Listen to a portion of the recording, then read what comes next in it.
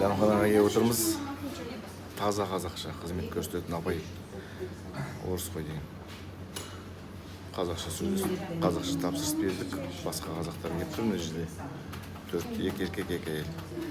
Екеуі де ол кісімен орысша сөйлеп жатыр. Біздің құлдық сана сезімнен қашан арыламыз екен. Ана кісі 3800 деп айтып жатыр.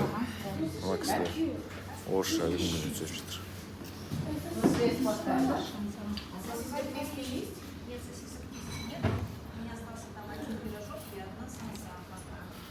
Солай. Қашан құлдық сана сезімнен құтыламыз, қазақтар. Айтайын дедім де мыналарға қойшы. Басқаларға үлгі болсын, таратыңыздар. Көп көрім қазақ сөйлеп отырған адамды.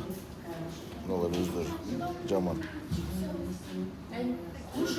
Пәленің бала өзімізден, пәленің бәрі өзімізден.